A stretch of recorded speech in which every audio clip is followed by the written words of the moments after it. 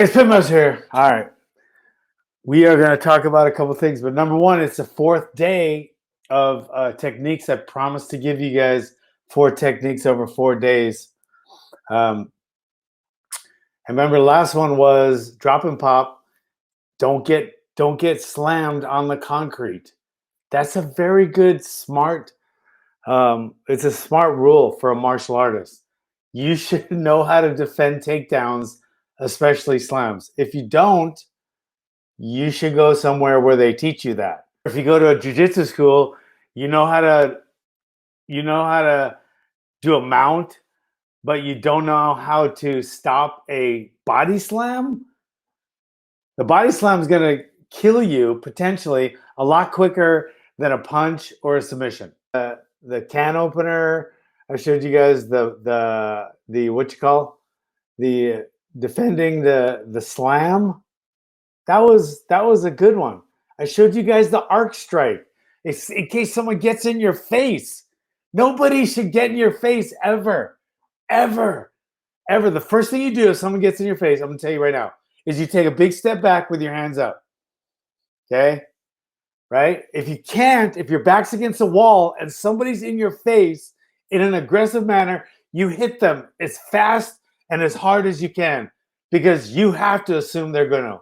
And if you don't, I'm not saying you're stupid, but that's a stupid thing to do. Just gonna once you get knocked out and you're in a coma, right, for 6 months, and the average wife, this is a true one.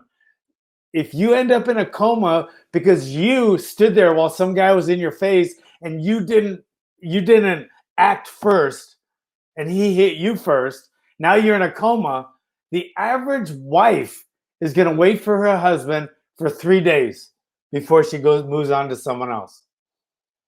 3 days she's going to wait. No more. My wife she said, I'll wait 3 hours maybe if you're that dumb where you don't hit someone first. Grabs you from behind. You think you're going to hit them? There's actually self-defense classes that teach that. That's funny. It's funny until you're dead. Then it's not funny anymore. Teaching you that will get you killed. Okay? That's not going to work. Oh my God. Claymore mine hook. Okay? Claymore mine. That's a claymore mine right there. Okay? So this is a claymore mine. Okay? It's something used in the military. They put it into the ground and it goes out at like a kind of like a half moon shape.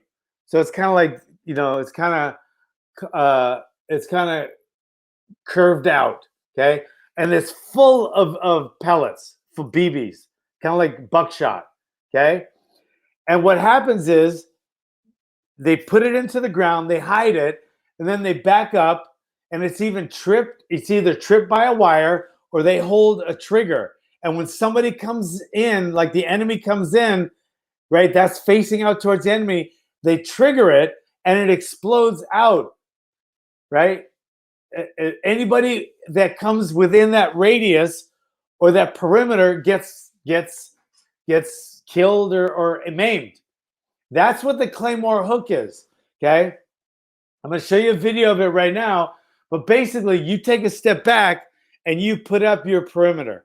This is your perimeter right here, your front hand, and it's open. Right? You don't want to seem menacing. It might be a video camera. So you take a step back. You say, "Back the fuck off, bro. I don't want to fight." But that is your perimeter right there. The second they take one step into your perimeter, boom, the claymore mine is set and you explode onto their chin. All right? So you give them the option to back the fuck off. And if they don't and they take one step forward into your perimeter, that hook goes right to the chin. Okay? So I call it the claymore mine hook. And that's what we're going to learn right now. So stay tuned. Right now, I'm going to show you the claymore mine hook. I gotta figure out how to do this. Hold on. Bang. I got to go back here. Okay. Bing. Share screen. Okay. Bing. I got it. Bing. Share it. Okay. I'm going to show you the claymore mine hook right now. So I'm going to talk through it because I don't think you get sound for some reason. I haven't figured that one out yet, but I'm going to talk through it. And if you have double sound, now I'm going to turn the sound down here. I'm going to talk to you about this Claymore Mind Hook, okay?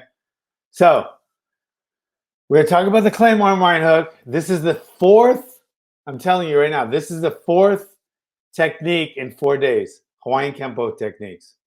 Claymore Mind Hook. I got Vato there with me, right? I got Vato. Vato's right there, okay? And he helps me with the videos. He's our head instructor at the gym. So, been training with me since he was a kid. He's also a black belt jiu-jitsu and Hawaiian Kempo. Big asset to the gym. So there, you got a perimeter, guys. You got a perimeter.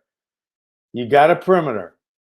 If you let people into your perimeter, guys, they're going to do bad things to you, right? And if you let them in and something bad happens to you, you let them in. It's like leaving your door unlocked. You're the stupid one, okay? And if someone comes in your house, you're the stupid one. So you don't let anyone in your perimeter. You don't let anyone in your house, right? Doesn't that make sense? It does to me, okay? So you want to keep your perimeter safe for you and your family, okay? Now your hands are up here in a non-defensive, like a non-threatening way. It might be video cameras, and you're not trying to be violent. You're telling the guy, I don't want to fight. Leave me alone. You can also defend techniques from here. Overhands, hooks, even takedowns. You can defend a lot of stuff from this position right here, like I'm doing right there. That's my Frankenstein position, perimeter. Don't let them into your perimeter, right? You got your beautiful wife and kids and family and shit. You keep your door locked at night. You keep your money in a safe, don't you? Yeah. Well, you should be protecting your perimeter. Nobody else is going to. And then, boom, you see how they step right into it.